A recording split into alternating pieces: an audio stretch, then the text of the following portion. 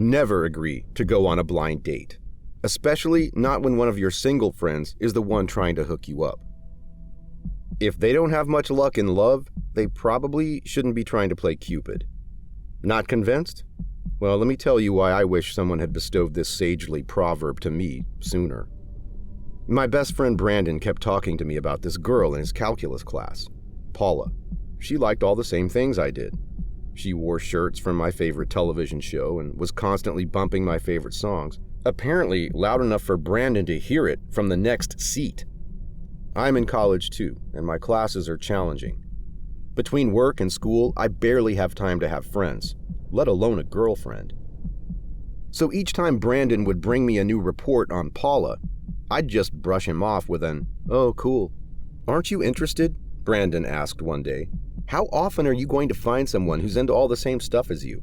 I reminded him that I was a pretty mainstream guy, and then told him, "Don't opposites attract anyway? There's a good chance that we won't get along like you think. Just drop it, dude. This is getting weird." Brandon just huffed, not responding to my request. I sighed. Having known Brandon since second grade, I knew if he was one thing, it was stubborn. I hoped he could drop it for just this once. A few days later, he invited me for wings at our usual spot. I should have known something was up, since Brandon rarely had money towards the end of the month, but he said it was his treat. I didn't even bother finding my wallet. I just raced out of my dorm in stained sweats, dreaming about the savory flavor of hot wings. Unfortunately, since I didn't spot the setup, I was severely underprepared for what ended up being the worst date of my life. When I got to the restaurant, Brandon texted me, right on cue, "Back booth." I made my way to the back and saw only one occupied booth with a lone girl texting away on her phone.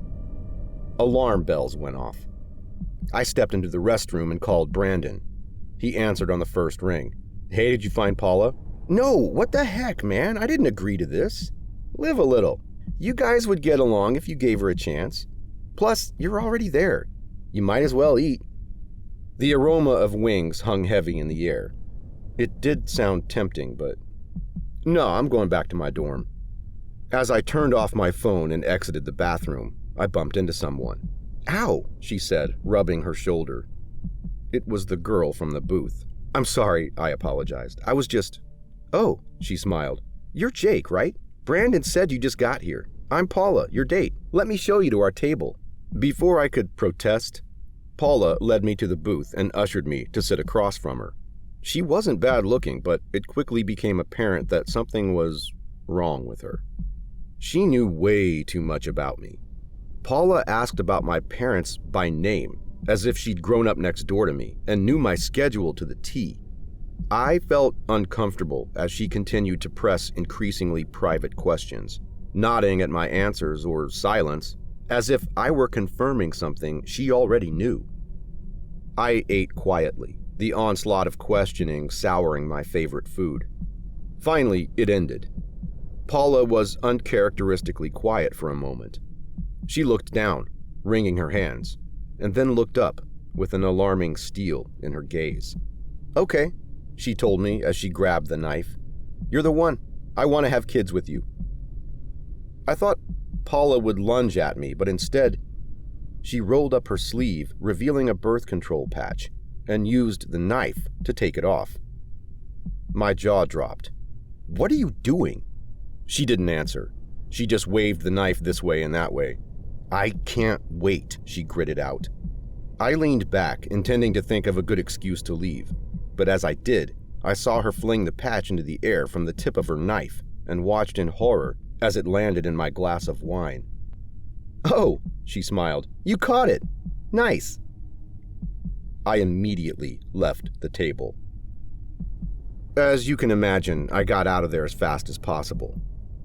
But Paula still crops up from time to time, at my work, at school. I wish Brandon could have minded his own business. Now I'm stuck with this stalker.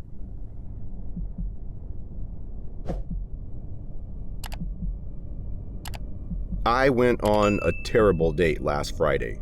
It was like something out of a horror story. I'm in North Carolina visiting my aunt, and I ran into this girl at a local burger place my mother had insisted we stop at. She was just my type, with fiery orange hair and big innocent green eyes. There wasn't anything special I could identify her by other than a butterfly tattoo on her wrist that caught my eye. I wanted to get to know her better, so I asked her to the drive-in my aunt's neighbor runs. I figured it would be a fun way for us to get to know each other. But I had no clue what I was in for. At 5 p.m. we met at the burger place, as planned. She pulled up on an old-school bike. I'm not a motorcycle guy, so I couldn't tell you which one, but it looked expensive. Her cherry red helmet matched the paint job. I wasn't sure if it was safe for her to leave her bike unattended, but she hopped off it and got into my crappy sedan my mom had gifted me 2 years ago for my 16th birthday. She slid into the passenger seat, telling me she was excited about our date. And this was when things started to get weird. As she kicked her combat boots up to rest on my dash, I noticed the strong scent of alcohol. When I brought it up, she said she'd had a drink or two to prepare for our date.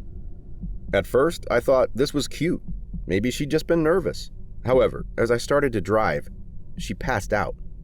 The girl snored like my grandfather, a retired Marine who smoked a pack of menthols daily.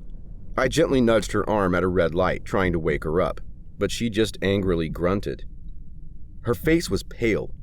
Her hair was standing straight up on the sides of her head, and her eyes were only half closed as she slept. She had drunk more than just 1 or 2 alcoholic beverages.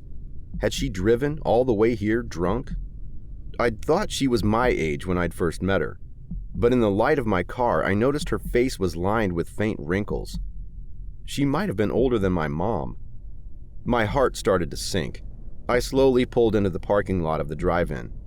How had I thought she was my age before? Did I need a new eye prescription? As I turned the car off, she moaned and groaned in her sleep, but didn't wake. I turned on my car light and got a good look at her. It wasn't just faint lines on her face. She had deep, creviced wrinkles.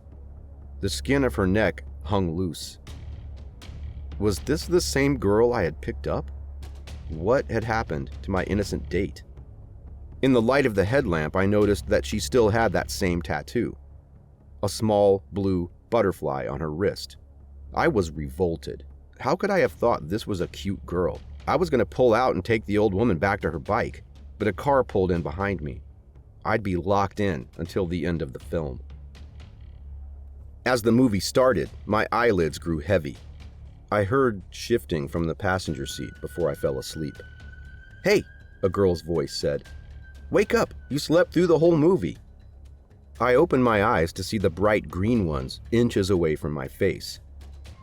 They were surrounded by supple flesh, unmarred by crow's feet. "It was a pretty good movie," she smiled, flipping her long red hair. "Not that you would know." "Your wrist," I mumbled. "Huh? I didn't catch that. Didn't you have a tattoo of a butterfly?" She looked down, tugging the sleeve of her jacket to cover her tattoo. "Nope, it's always been a caterpillar. Anyway, you mind giving me a ride back? It's getting late." I nodded dumbly and began driving back to the burger joint. "Well," she told me, "this was fun, but I have to be honest. I usually don't date guys as old as you." I gave her a confused look. I was only 18. She couldn't like them younger than me. "What do you mean?" "Oh, nothing," she smiled, hopping out of my car. "Drive safe, Gramps." I watched her get onto her bike, miraculously undisturbed, and then drive away. In my rearview mirror, I saw something strange. I readjusted it so that I was looking at myself. Except, I was different. I was old. My face was the spitting image of my grandfather's.